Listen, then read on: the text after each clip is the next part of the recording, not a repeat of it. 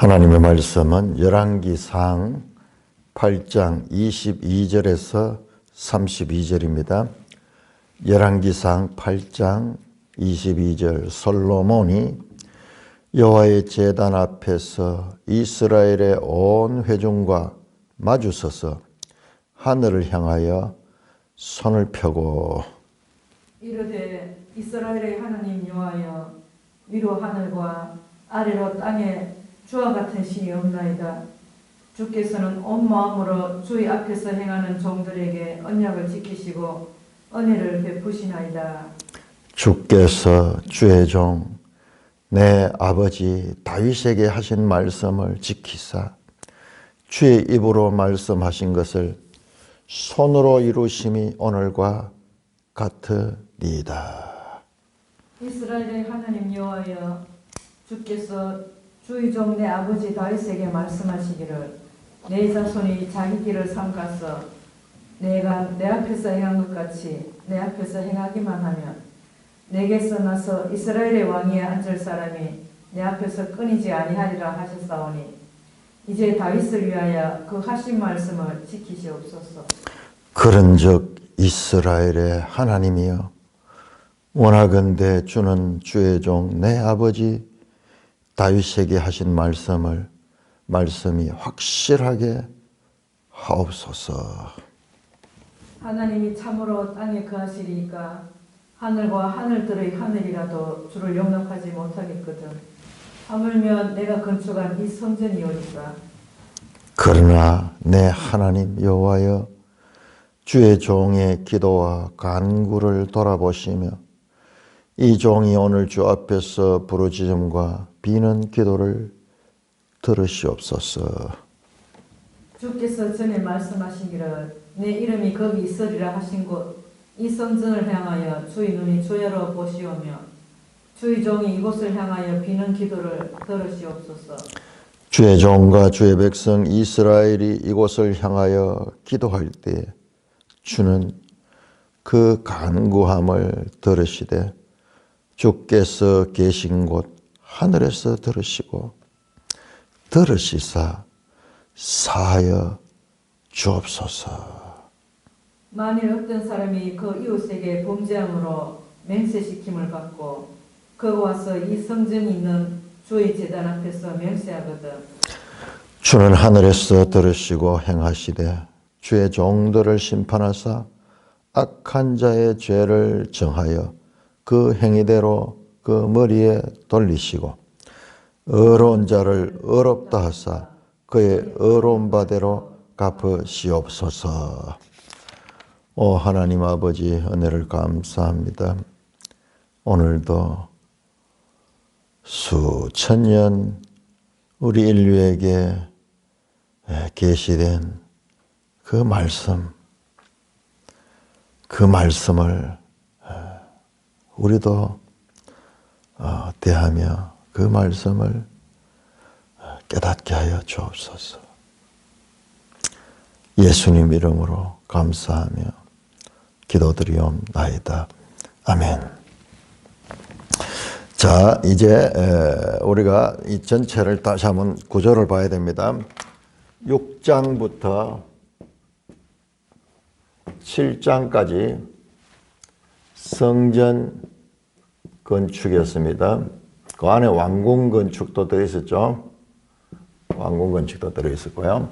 그 다음에 8장 1절에서 11절까지는 이제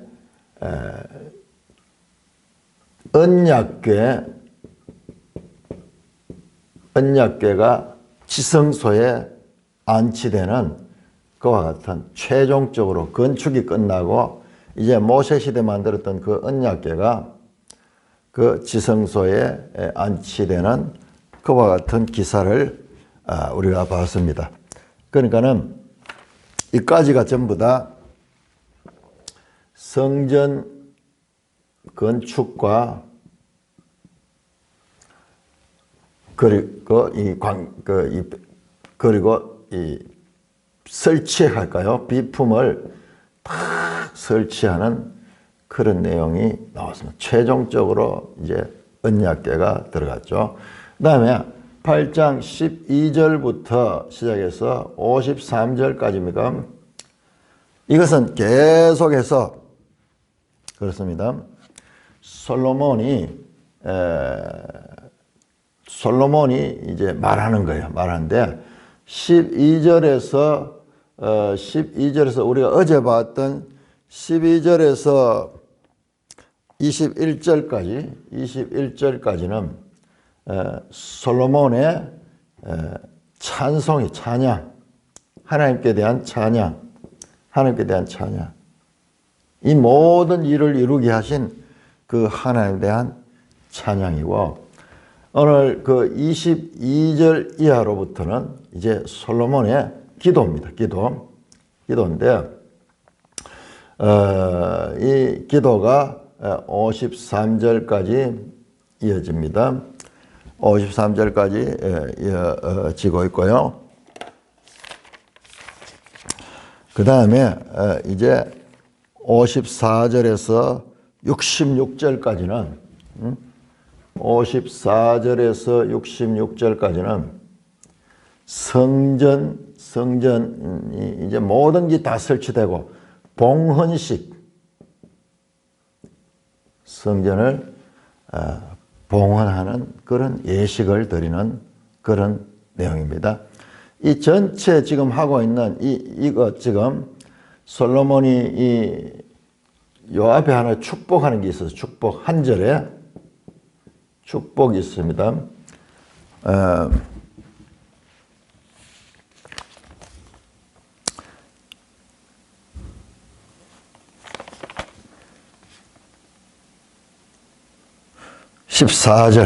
14절에 축복이 있어요.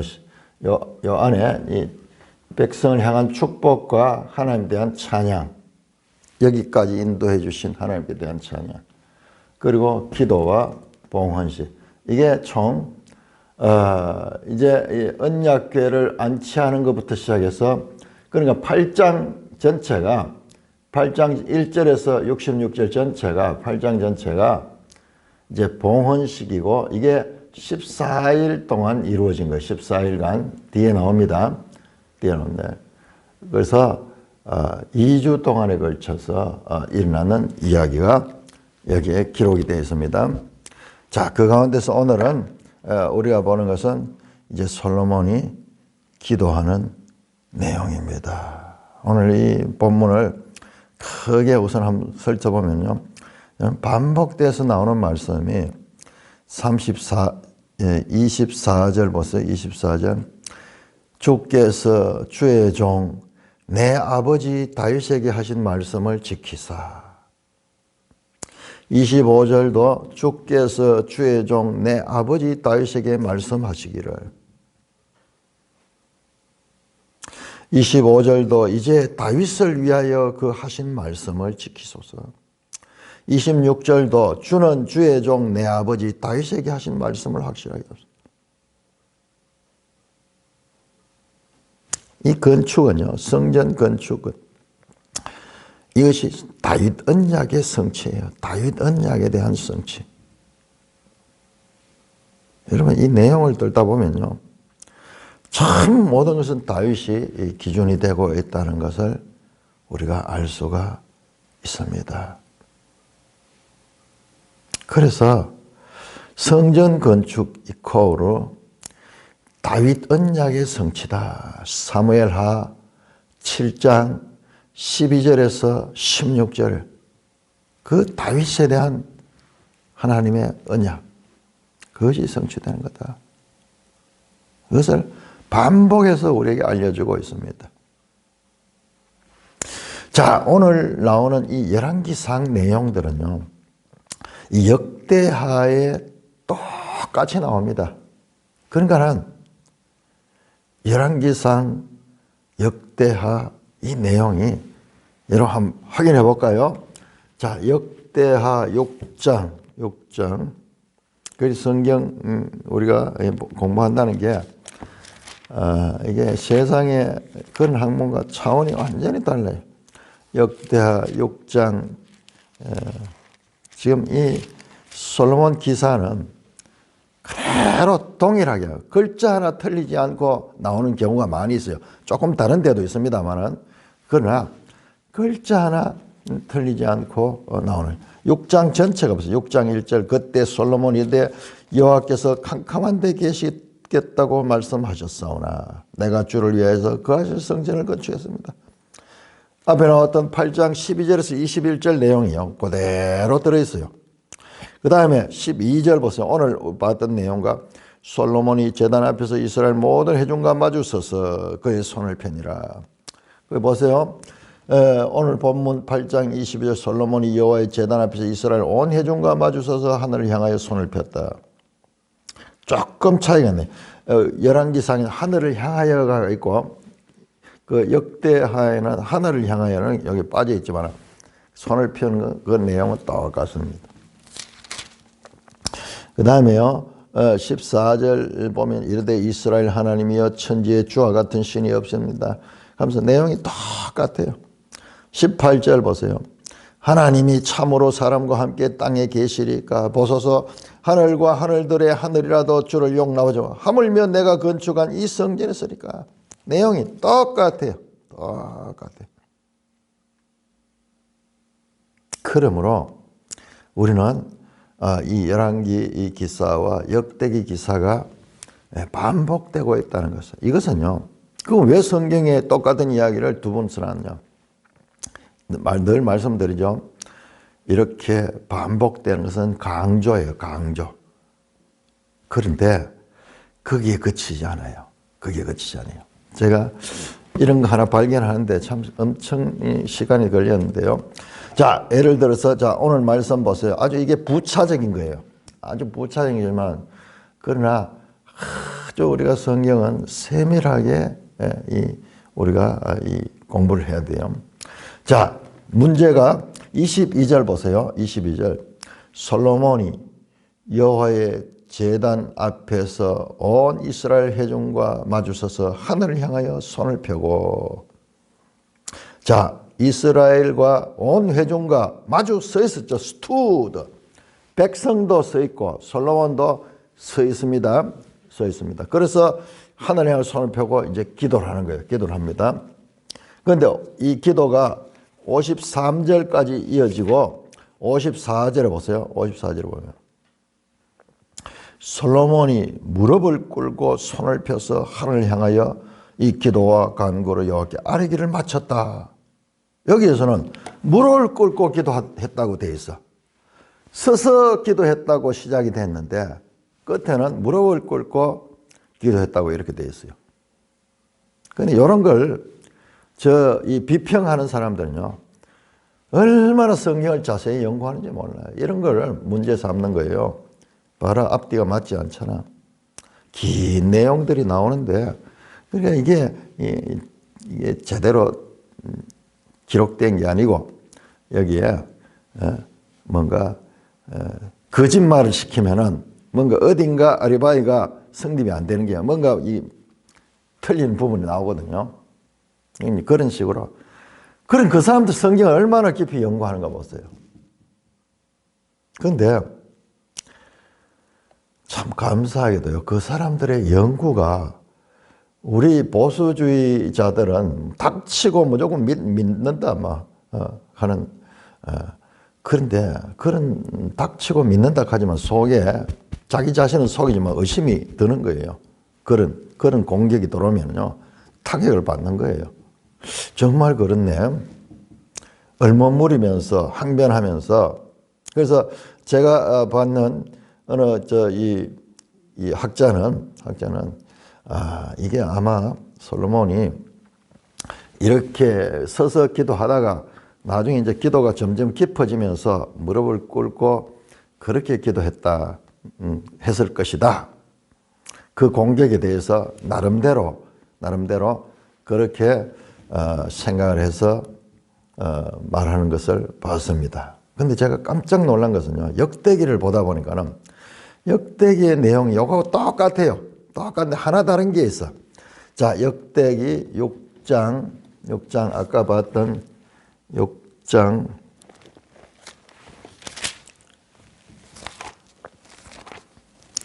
6장 13절 역대하죠. 역대하 6장 13절. 요거는 열왕기상에 요것만 빠져 있어. 요것만 빠져 있어. 13절 어떻게 되냐? 솔로몬이 일찍이 노스로 대를 만들었으니, 강단을 만드는 강단. 대중 앞에 서서 그렇게 말씀을 전할 수 있는 그런 노스로 그 대를 만드는, 이것도 또한 길이가 5규빗이요, 너비가 5규빗이요, 높이가 3규빗이라. 3규빗 같으면 한 1m 좀 넘네요. 높이가 한 1m 정도 넘는 이런 높은 단이에요. 높은 단, 노스로 만든 단. 그리고 이 길이가 5규빗 같으면은 4, 5, 20, 2m 넘네요. 한 2.5m, 그리고 한 2.5m 되는, 그러니까는 큰 그 단이에요. 높이가 1m 되는. 우리 지금 이 단 같은 건 높이가 30cm도 안 될걸요. 한 20cm밖에 안 되겠네요. 이렇게 높은 단에 올라가서, 높은 단에. 그러니까 백성들을 볼 수 있는.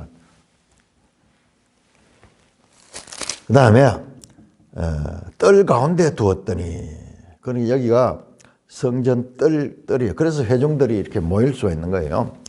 그가 위에 서서 이스라엘 모든 회중 앞에서 그 위에 올라가서 무릎을 꿇고 하늘을 향하여 손을 폈다. 와.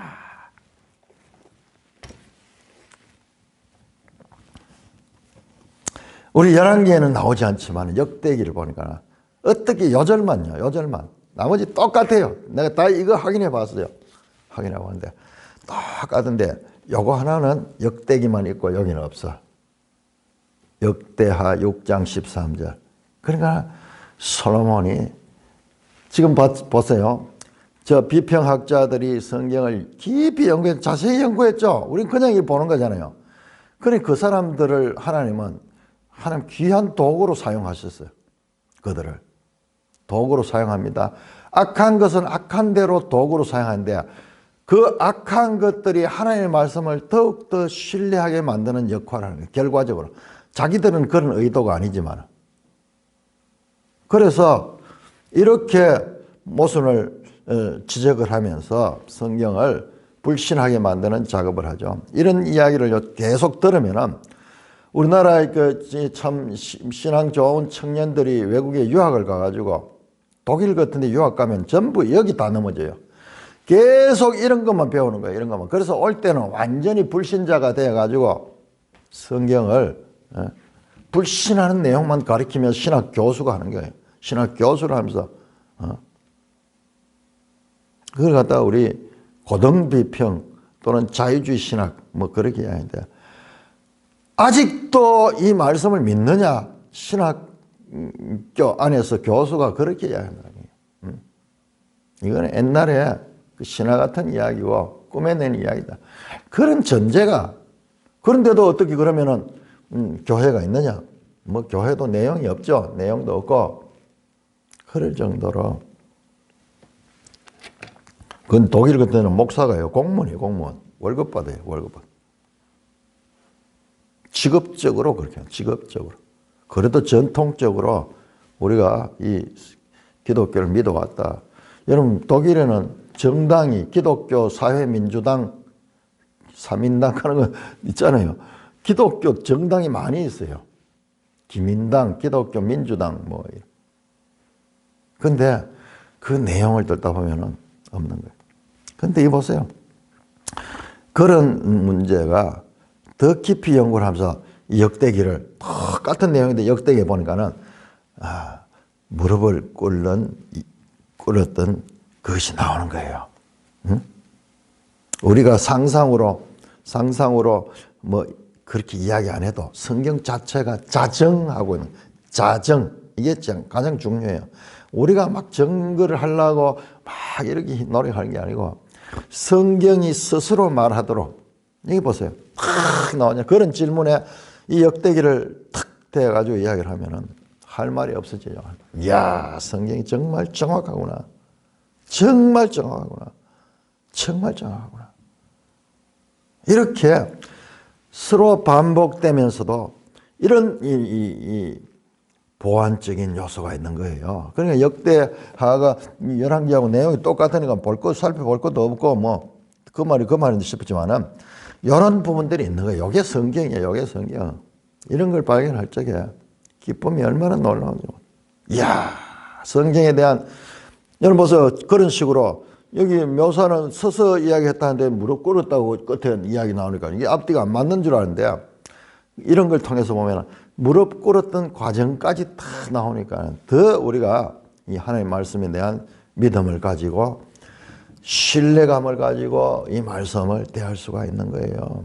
아무리 믿음 좋은 사람도요, 자기 자신은 속이지 못하거든요. 왜냐 그러면 계속 이런 의심되는 지적들을 당하고 내 속에서도 믿어야지 하지만은 실제로 내가 이런 것들을 말씀으로 확인을 못 받으면은 그런 불신의 요소들이 우리를 지배하는데요.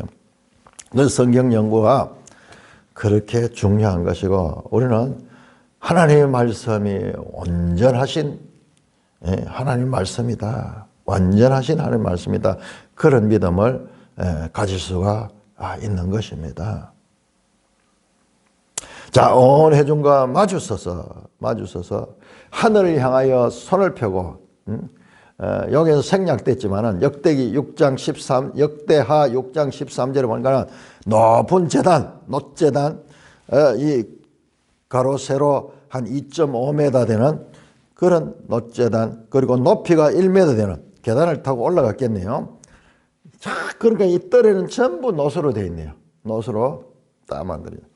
거기에서 올라가서 이 백성들 앞에서 하늘을 향하여 손을 펴며 먼저 무릎을 꿇겠네요. 먼저 무릎을 꿇고 하늘을 향하여 손을 펴고 높은 데서 올라갔으니까는 그래도 보통 서서 있는 키 정도 되겠네요. 한 1m 올라갔으니까는 그렇게 무릎을 꿇어도 사람들이 보일 수 있는 그런 높은 위치에서 기도하고 있습니다. 23절입니다. 이스라엘의 하나님 여호와여, 위로 하늘과 아래로 땅에 주와 같은 신이 없나이다. 자, 우리 사무엘하 7장 22절을 보시면은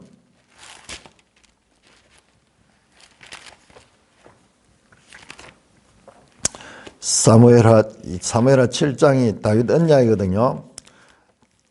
이것이 다윗 언약과 얼마나 밀접한 연관이 되어 있는지 그 7장 22절 그 다윗 언약을 받고 다윗이 기도할 때 그 내용이 22절에 주는 위대하시니 이는 우리의 귀로 들은 대로 주와 같은 이가 없고 주 외에는 신이 없습니다. 지금 그 이야기야. 땅의 어느 한 나라가 주의 백성 이스라엘과 같으실까. 지금 다윗이 했던 기도와 솔로몬의 기도가 서로 연결이 되고 있습니다. 이스라엘 하나님이요, 하늘과 아래로 땅에 주와 같은 신이 없습니다. 오직 주와 같은 신이고 주 외에는 다른 신이 없습니다. 주께서는 온 마음으로 주의 앞에서 행하는 종들에게 언약을 지키고 언약을 베푸신다. 주님은 언약의 하나님이다. 언약을 지키시는 분이다. 다윗에게 언약하신 그 언약도 지킨다. 지금 솔로몬은 이 다윗 언약을 지금 염두에 두고 이와 같은 기도를 하고 있습니다. 은혜를 베푸십니다. 누구한테? 온 마음으로 주 앞에서 행하는 종들에게. 온 마음. 한자어로 표현하면 전심으로. 콜레브. 모든 마음으로 하나님께 행하는 자들에게 언약을 지키고 은혜를 베풉니다. 34절 주께서 주의 종 내 아버지에게 하신 말씀을 읽죠. 주의 입으로 말씀하신 걸 손으로 있으며 오늘 같습니다. 다윗 언약을 이야기하죠.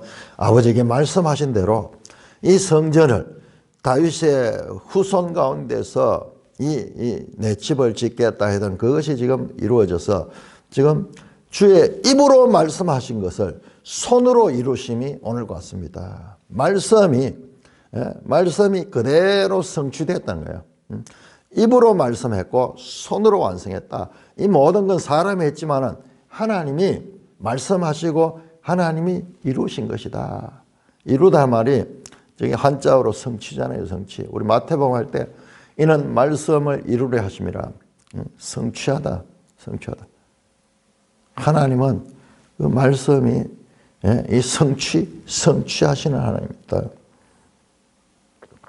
솔로몬의 이 기도는 모든 것이 다윗 언약에 기초하고 있다는 것을 제가 몇 번 강조해도 지나치지 않습니다. 우리 이걸 놓치면 안 됩니다.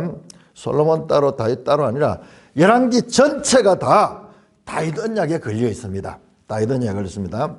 자, 이것을 아는 것이 너무나 중요해요. 그래서 이 매일 성경에서도 그 이야기를 하는 거예요. 20쪽 보세요. 20쪽. 열왕기 사항은 하나님이 다윗과 맺은 언약을 얼마나 신실하게 지켜나가시는지를 보여준다. 이거예요. 이게 이제 이 성경을 신학적인 관점에서 볼 수 있는 거예요. 그냥 막 사건을 기록한 것이 아니고 그 언약과 밀접한 언약을 하신 하나님이 그 언약을 어떻게 성취해 나가시는가. 그리고 그렇다면 다윗 언약이 들어서 모세 언약은 폐지됐는가. 이런 깊은 이 생각을 해야 되는 거예요. 보면은 그렇지 않아요. 그것도 그렇지 않고. 그러니까 하나님의 언약 중심으로 성경을 읽을 수 있을 때 핵심을 읽을 수 있고 하나님의 뜻을 발견할 수 있는 거예요. 이런 걸 놓쳐버리면은 그냥 잡다한 지식만 많이 가지네요. 그런 이 전체적으로 지식을 가진 건 중요하지만 그 가운데도 본질적으로 흐르고 있는 맥락을 놓치지 않아야 되는 거예요.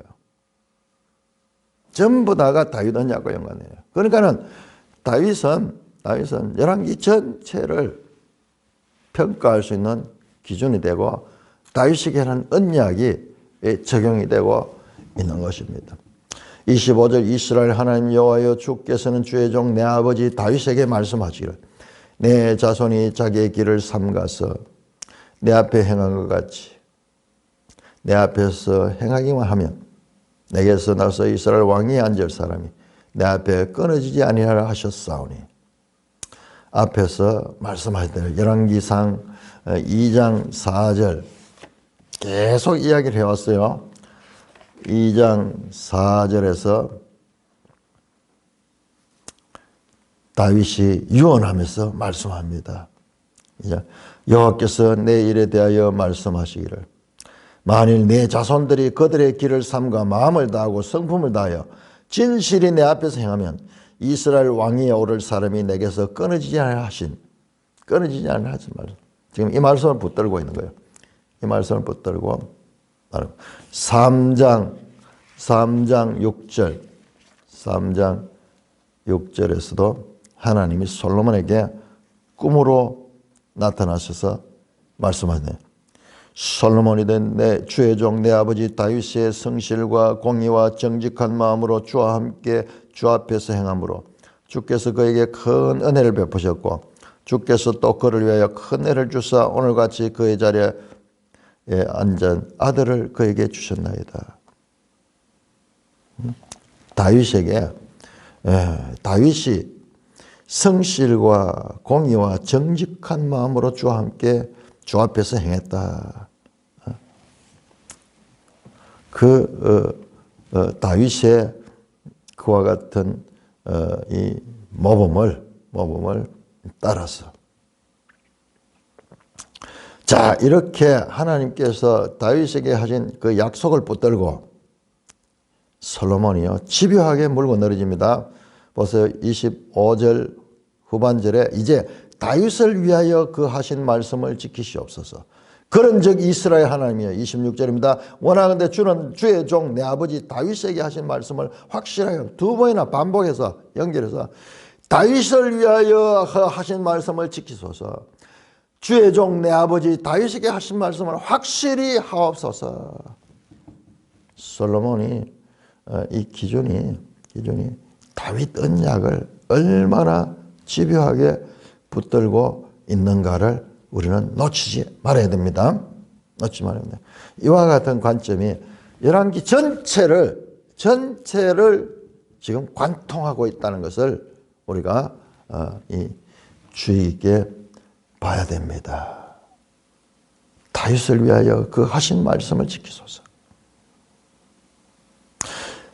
다윗의 후손 가운데서 이스라엘 왕위에 앉을 사람이 끊어지지 않게 하신다 하셨습니다. 솔로몬이 개인적으로 자신이 왕위를 이어받았다는 거기에 대한 확신을 지금 갖기를 원하는 거예요.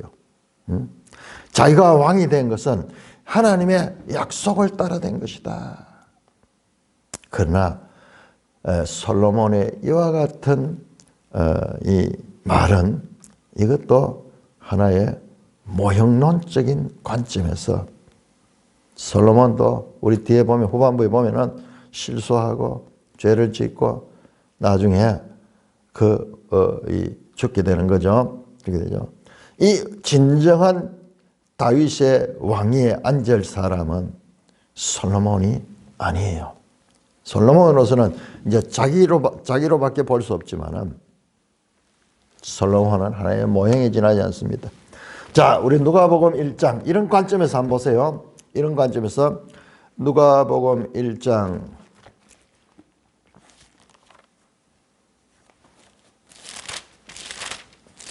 성경이 얼마나 정확하게 되어 있는지. 성경은 정확하게 되어 있는데 우리가 제대로 읽지를 못하니까는. 자, 그러니까 이 구약을 자세히 공부하면 신약까지도 자세하게 알게 되는 거예요. 이 신약과 구약의 연속성. 자, 누가복음 1장 31절, 33절. 그가 잉태하여 보라 네가 잉태하여 아들을 낳으리니 그 이름을 예수라 하라. 그가 큰 자가 되고 지극히 높으신 이의 아들이라 일컬어질 것이요 주 하나님께서 그 조상 다윗의 왕위를 그에게 주시니 영원히 야곱의 집을 왕으로 다스릴 것이며 그 나라가 무궁하리라. 이스라엘의 열왕들은 솔로몬을 비롯해서 일어나는 열왕들은 하나의 모형론적인 그와 같은 자들이고 궁극적 다윗 언약의 성취는 다윗의 왕위를 받아서 영원한 왕으로 다스리는 그리고 그 나라가 무궁한 그분은 바로 예수 그리스도를 통하여 성취되는 것이에요. 여러분 소름 끼치지 않아요? 성경에 이렇게 많은 말들이 있는데 이 말들이 쫙 그 방향을 놓치지 않고 계속 일관되게 가서 예수 그리스도로 지금 적중하고 있잖아요.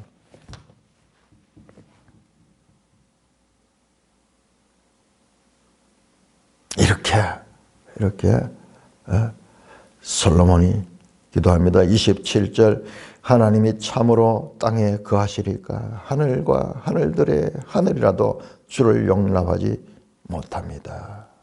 솔로몬이 알잖아요. 자기의 지상 성전은 하나의 모형적인 것이다. 입으로 고백하잖아요. 성전도 모형적일 뿐이다. 왕위도 모형적이다. 구약 성경에 나온 이 모든 것들이 장차 예수 그리스도를 예비하는 모형적인 그런 의미입니다. 이걸 놓쳐버리면은 우리 성경을 이해를 못하는 거예요. 이 성경은 전부 이런 구조로 연결이 되어 있습니다. 이걸 갖다가 구원 계시의 발전성이라고 그래요. 계속 예수 그리스도를 향하여 지금 이어지고 있습니다.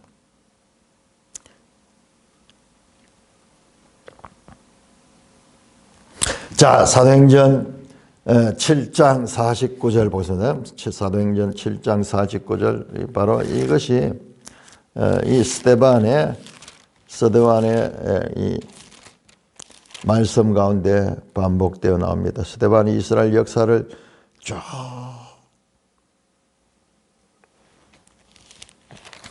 설명하고 난 다음에 45절에 우리 조상들이 그것을 받아 하나님이 그들 앞에 쫓아낸 이방인의 땅을 정해 여호수아가 함께 가지고 들어 다윗 때까지는 이 성막을 이야기합니다. 46절 다윗이 하나님 앞에서 은혜를 받아 야곱의 집을 위하여 하나님의 처소를 준비하여 달라고 하더니 성전 건축을 위하여 합니다. 솔로몬이 그를 위하여 집을 지었다. 성전을 건축했습니다. 그러나 지극히 높으신 손으로 지은 곳에 계시지 않으니 선지자가 말하는 바 이사야 선지자가 말했다. 66장 이사야 66장 1절 주께서 이르시되 하늘은 나의 보좌요 땅은 나의 볼등성이니 너희가 나를 위하여 무슨 집을 짓겠으며 나의 안식할 처소가 어디냐. 이 모든 것이 다 내 손을 정하여 함과 같으니라. 그러면서 동일하게 솔로몬의 이 성전 건축은 하나의 이 상징적인 것이다. 솔로몬도 알고 있는 거예요. 그런데 우리가 앞에서 봤듯이 8장 13절에 자기가 내가 주를 위하여 계실 성전을 건축하지 주께서 영원히 거하실 처소라 그렇게 말씀을 하고는 솔로몬이 여기 와서는 실제로 여기에는 거할 수 없습니다. 말씀이 이상하죠. 앞에서는 분명히 절대적으로 하나님 여기 계신다 해놓고 지금 여기서는 하나님이 여기 어떻게 거할 수 있을까? 하늘에. 자, 어제도 말씀드렸죠. 하나님의 초월성과 내재성. 하나님은 우주 만물 속에 무소부지하시죠. 내가 천지에 충만하다. 천지에 충만하신 분이요. 그런 분이 또한 이 땅에 인간의 마음속까지도 들어올 수 있는 그런 내재성을 가져. 크시면서도 세미하게 그리고 정밀하게 이 모든 것이 존재할 수 있는 분이시요. 그러니까 이것은 우리가 그냥 보면 모순적인 것 같은데 자기가 만들어가지고 분명히 하나님 계신다 그러고 여기는 계시지 않는다 그러고 이거는 하나님의 속성과 연결되는 부분에 이것을 우리가 극복을 해야 돼요. 이것을 극복할 때 제대로 이해가 되는 거예요. 여러분 이런 것들은 다른 부분에 또 연결됩니다. 하나님은 제사를 아주 중요하게 다루고 계시죠. 제사를. 그러면서도 제사를 또 폐지시킵니다. 폐지시키는. 전부 이런 것들이 가지는 의미를 우리가 알 수가 있어야 됩니다. 그러나 하늘과 하늘들의 하늘이라도 주를 용납하죠. 어떻게 이 사람의 손으로 만든 이 성전에 거하겠습니까? 그러나 중요합니다. 그렇습니다. 그러면 하나님은 너무나 초월적이기 때문에 우리와 관계를 맺을 수 없고 우리가 이 땅에서 무슨 일을 해도 그 초월적인 분한테 무슨 영향을 끼칠 것이며 그것이 무슨 의미가 있겠느냐. 크신 하나님만 보아서는 안 돼요. 그러나 내 하나님 여호와 주의 종의 기도와 간구를 돌아보시며 이 종이 오늘 주 앞에 부르짖음과 비는 기도를 들으소서. 주께서 전에 말씀하신 내 이름이 거기 있으라 하신 곳에 이 성전을 향하여 주의 눈이 주야로 보시며 주의 종이 이곳을. 그렇습니다. 하나님은 천지에 충만하시면서 어디에나 무소부지하지만 그러나 이 솔로몬 성전 이것이 하나의 하나님의 상징으로 여기 있어서 우리가 인간은 어쩔 수 없이 시간과 공간과 물질의 그 제한을 받는 존재이기 때문에 우리 인간의 수준에서 한 장소를 정해서 이것을 향하여 기도할 적에 하나님의 존재하심을 드러내는 가시적인 그와 같은 이 건물을 우리에게 구체적으로 이 성으로 말미암아 우리가 너무나 추상적이고 초월적이어서 오히려 우리가 감당할 수 없는 그 하나님을 구체적이고 실제적으로 우리가 깨달을 수 있는 그런 상징으로서 이 성전을 주셨다. 이 성전을 향하여 우리가 기도할 적에 하나님이 저번에 말씀했습니다. 주께서 전에 말씀하시기를 29절 내 이름이 거기 있으리라 하신 곳 이 성전을 향하여 주의 눈이 주야로 보시오며 주의 종이 이곳을 향하여 비는 기도를 들으소서. 주의 종과 주의 백성 이스라엘이 이곳을 향하여 기도할 때 주는 그 간구함을 들으시되 주께서 계신 곳 하늘에서 들으시고 들으시사 사하여 주옵소서.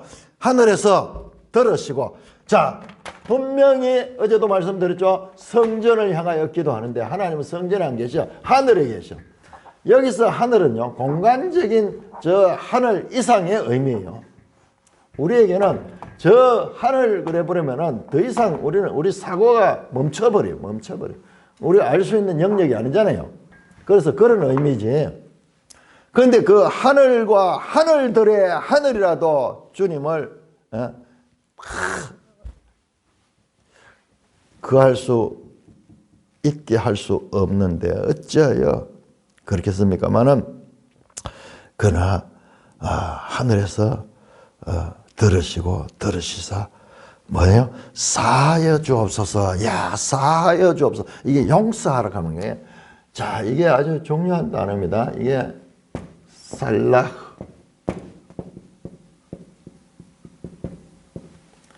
용서하다. 죄사함이에요. 죄사함. 자, 세 보면요. 지금부터 이제 7가지의 솔로몬의 구체적인 기도 제목이 나오고 그 기도를 하는데 그 기도가 죄와 영광, 죄와. 이 죄를 사하여 주옵소서. 살라 해서 사하다. 죄를 사하여 주옵소서. 죄를 사하여 주옵소서. 라는 기도로 연결이 되는 것입니다. 자, 반복적으로 지금 나오는데 제일 첫 번째 21절입니다. 첫 번째 간구. 7개의 간구가 나오는데 그 첫 번째 간구가 만일 어떤 사람이 그 이웃에게 범죄함으로, 보세요. 제일 먼저 범죄함으로 맹세시킴을 받고 그가 와서 이 성전에 있는 주의 제단 앞에서 맹세하거든. 자, 이게 무슨 말인지 이 참 쉽지 않아요. 자, 이거 우리가 막 내용 기니까는 그냥 지나갈 수 있는데 이게요 구체적으로 나오는 말씀입니다. 범죄함으로 맹세시킴을 받는다. 범죄했는데 맹세시킴을 받는다. 이게 뭐냐? 자, 우리 출애굽기 22장 한번 볼까요? 출애굽기 22장.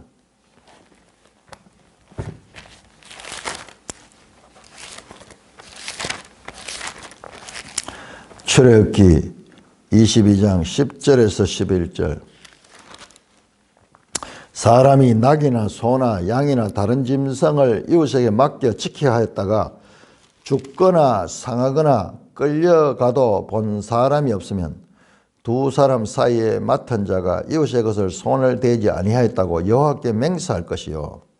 임자는 그대로 믿을 것이요. 그 사람은 배상을 하지 않지만은 그러나 자기가 잘못해가지고 이것을 그랬다 그러면은 이것을 배상을 해야 되는데 자기가 하나님께 맹세하는 거예요. 맹세하면서 내가 절대로 내가 이렇게 하지 않았다. 이렇게 맹세를 하는 거예요.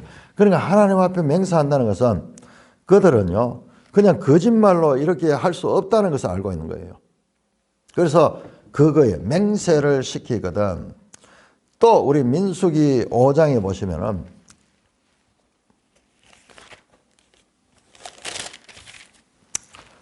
민수기 5장 11절에서 31절 보면 이게 이제 여자가 간통했는 그것을 이제 밝히는 건데 19절 보시면 내용을 다 볼 수는 없고요. 19절에 보면은 여인에게 맹세하게 하여 그에게 이르기를 내 남편을 두고 탈선하여 다른 남자 동침하여 더럽히는 저주가 하는 선물이에요. 그러니까 이제 판단을 하는데 우리가 잘못된 판단을 할 수 있거든요. 그래 100개의 이 정당한 판단도 중요하지만 하나의 잘못된 판단을 막기 위해서 하나님께서 얼마나 철저하게 법을 통해서 말하죠. 오늘날 우리 법도 마찬가지예요. 지금 뻔하게 도둑질하고 잘못했고 모든 것이 비리가 다 드러나도 법적인 과정을 거쳐가지고 얼마나 신중하게 판단합니다. 답답할 정도로 시간도 오래 걸리고 재판하고 또 항소를 하고 재판하고 그런 과정, 이게 하나님의 법에서 나온 거예요. 한 사람의 잘못된 오판에 의한 억울한 일이 생기지 않도록 그렇게 하는 거예요. 그러니까 정인도 없고 이러니까는 스스로 맹세하는 거예요. 맹세하는 거예요. 그래서 이웃에게 범죄함으로 맹세시킴을 받고 그러면은 정인도 없고 자기가 하나님 앞에 맹세하는 거예요. 맹세하는 거예요. 그런데 만약 이 성전과 제단에 있는 제단 앞에서 맹세하거든. 여기 와서 이제 하나님 앞에 맹세할 때 주는 하늘에서 들으시고 행하시되 주의 종들을 심판하사 그가 거짓말하면은 악한 자는 악한 죄를 정하여 그 행위대로 머리에 들고 혹시 의로운 자가 억울한 누명을 서지 않도록 의로운 자를 의롭다 하사 그의 의로운 바대로 갚으시고 악한 자의 죄를 자는 악한 대로 정하여 심판을 받게 하소서. 이 첫 번째 기도가요 뭐냐 그러면은 솔로몬이 제대로 백성들 가운데 공정한 판단이 백성들이 송사 사건이 일어나면요 전부 자기가 옳다는 거예요. 자기가 옳다는 거예요. 저도 이런 일 한번 당해본 적이 있는데요. 완전히 자기가 소설을 쓰고 내가 꿈에도 생각해보지 못한 일을 다 만들어가지고 고소를 했는 거예요. 나는 그래서 나중에는요 내가 그 사람 속으로 빨리 들어가는 것 같아요. 나는 전혀 생각해보지 못한 그런 일들을 소설을 써가지고 어떻게 해가지고 어떻게 해다가 그래가지고 고소를 했는데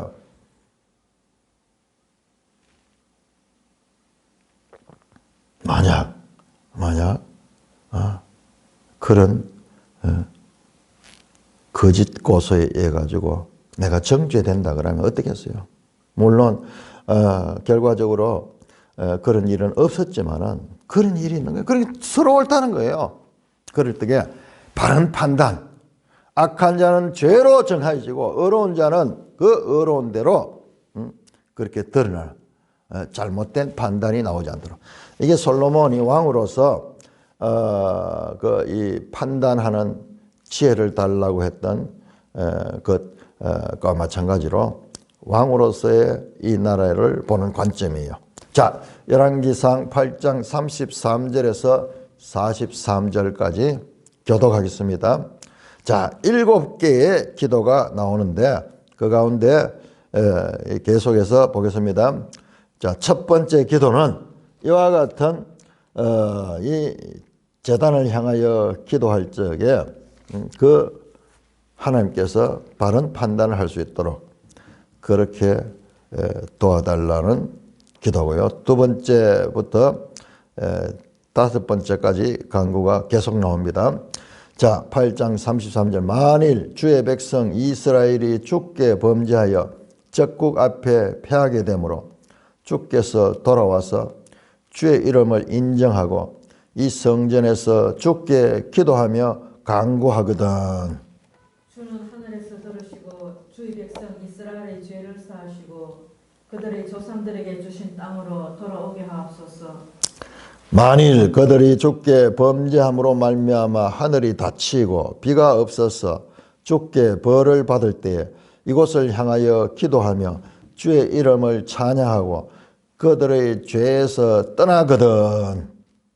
주는 하늘에서 들으사 주의 종들과 주의 백성 이스라엘의 죄를 사하시고 그들이 마땅히 향할 선한 길을 가르쳐 주시오며 주의 백성에게 기업으로 주신 주의 땅에 비를 내리시옵소서. 만일 이 땅에 기근이나 전염병이 있거나 곡식이 시들거나 깐부기가 나거나 메뚜기나 황충이 나거나 적국이 와서 성읍을 에워싸거나 무슨 재앙이나 무슨 질병이 있든지 막론하고 한 사람이나 혹은 주의 온 백성 이스라엘이 다 각각 자기의 마음의 재앙을 깨닫고 이 성전을 향하여 손을 펴고 무슨 기도나 무슨 간구를 하거든 주는 계신 곳 하늘에서 들으시고 사하시며 각 사람의 마음을 아시오니 그들의 모든 행위대로 행하사 갚으시옵소서. 주만 홀로 사람의 마음을 다 아심이니이다. 그리하시면 그들이 주께서 우리 조상들에게 주신 땅에서 사는 동안에 항상 주를 경외하리이다. 또 주의 백성 이스라엘에게 속하지 아니한 자 곧 주의 이름을 위하여 먼 지방에서 온 이방인이라도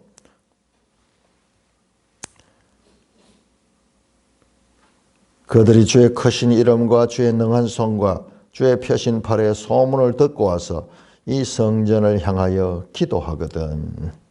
주는 계신 곳 하늘에서 들으시고 이방인이 주께 부르짖는 대로 이루사 땅의 만민이 주의 이름을 알고 주의 백성 이스라엘처럼 경외하게 하시오며 또 내가 건축할 이 성전을 주의 이름으로 일컫는 줄을 알게 하옵소서.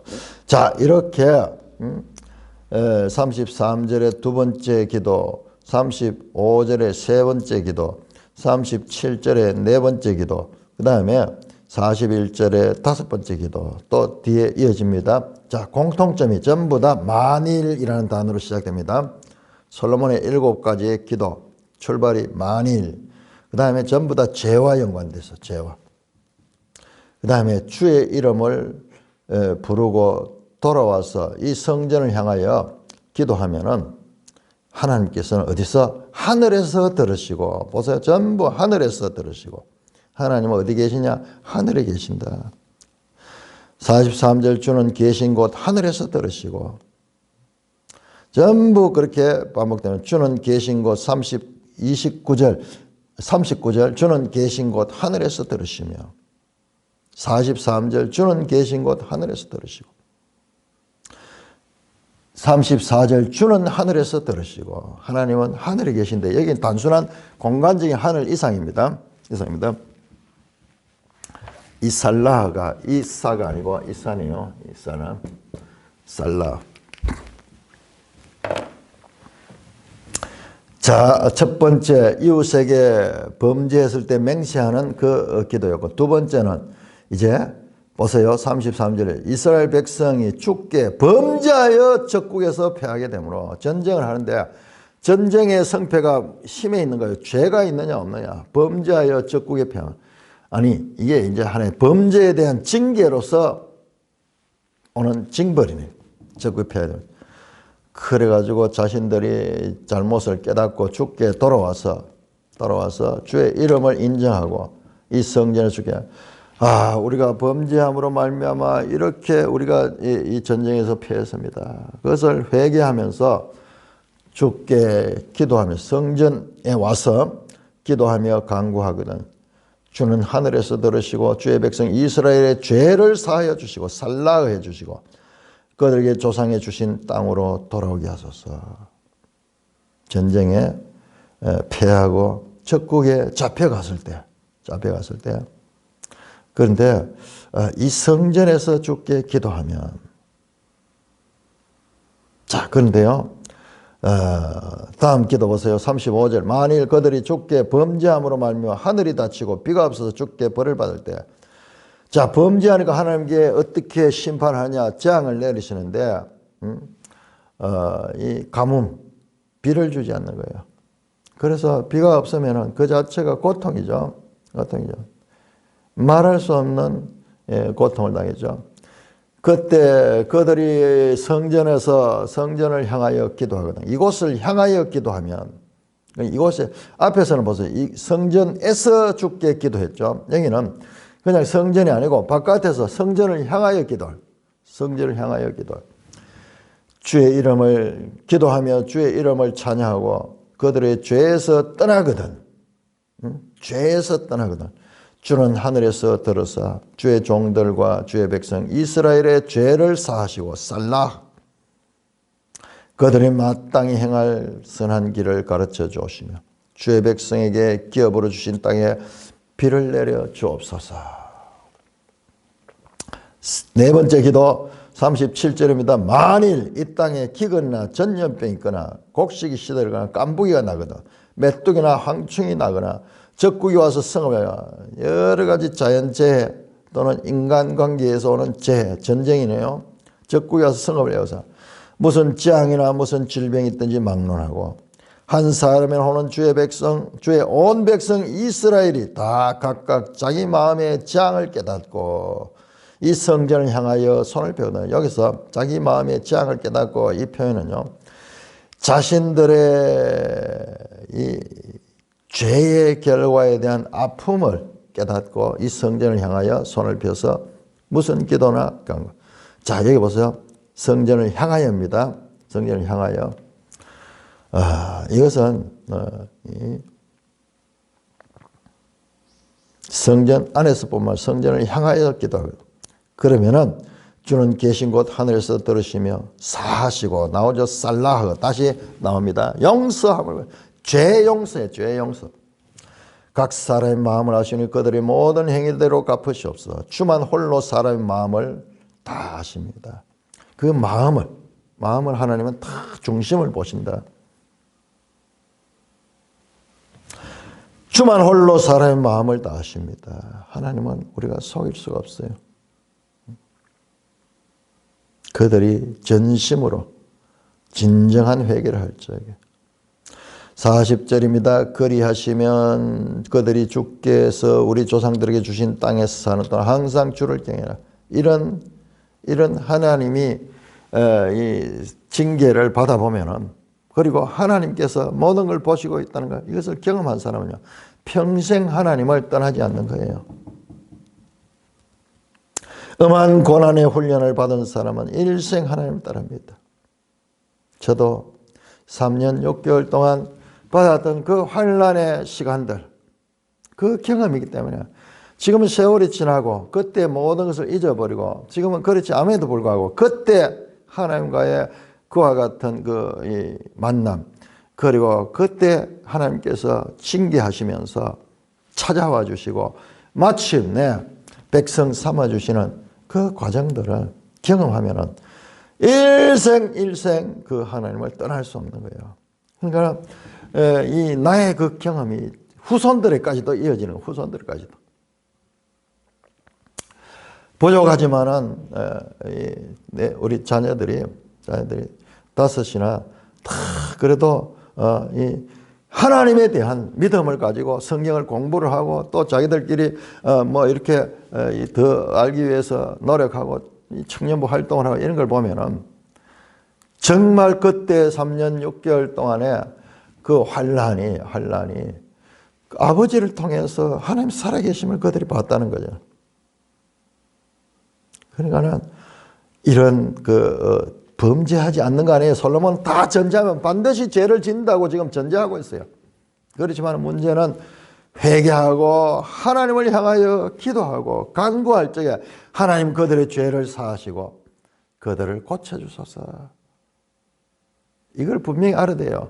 어떤 사람은 내가 죄가 많아서 교회 못 나가겠다, 죄가 많아서 내가 기도할 양심이 있지, 그게 교만이에요. 그게 교만이에요. 다섯 번째 기도입니다. 41절. 또 주의 백성 이스라엘에 속하지 아니한 자, 곧 주의 이름을 위하여 먼 지방에서 온 이방인이라도. 야, 솔로몬이 기도하는데요, 이방인들이 하나님께 와서 기도하는 것조차도, 그러니까 이건 단순한 솔로몬의 기도 이상이에요. 하나님이 그에게 그 마음을 주셨는 거예요. 이방인이라도 그들이 주의 크신 이름과 주의 능한 손과 펴신 팔에 소문을 듣고 와서 이 성전을 향하여 기도하거든. 이스라엘뿐만 이방인들도 성전을 향하여 기도하면 주는 계신 곳 하늘에서 들으시고 이방인이 주께 부르신 대로 이루사 땅의 만민이 주의 이름을 알고 주의 백성 이스라엘처럼 경외하게 하시며 또 내가 건축한 이 성전을 주의 이름으로 일컫는 줄 알겠어. 만민이, 뒤에 보면 이제 더 크게 나옵니다. 모든 만민이. 우리가 로마서를 통해서 공부했잖아요. 만민과 이스라엘의 상위관계. 구원이 이스라엘에서 시작한 것은 이스라엘만 위한 것이 아니라 궁극적으로 이방인들도 위한 것이다. 그와 같은 기도가 나타나고 있습니다. 솔로몬의 성전은 이거 보세요. 기도하는 장소예요. 기도하는 장소. 그래서 마태복음 21장 13절 예수님께서 내 아버지의 집은 기도하는 집이거든. 만민이 기도하는 집이다. 바로 이와 같은 배경에서 나옵니다. 솔로몬의 기도에는 모든 사람들이 범죄하기 쉬운 존재임을 전제를 하고 있다. 죄. 뒤에 보면 나옵니다. 뒤에 보면 범죄하지 않은 사람 없습니다. 46절에 그렇게 나오게 됩니다. 그러니까 이 기도가 죄에 대한 그와 같은 인간의 이 죄인됨을 드러내는, 그러니까 죄를 짓지 아니하는 것이 아니고 죄를 지었을 경우에 어떻게 하라. 그 이야기예요. 그 이야기예요. 그 이야기예요. 그 뭐냐? 근본적으로 솔로몬의 기도에는 모든 사람이 죄인이라는 것이 전제되어 있습니다. 찬송가 365장입니다.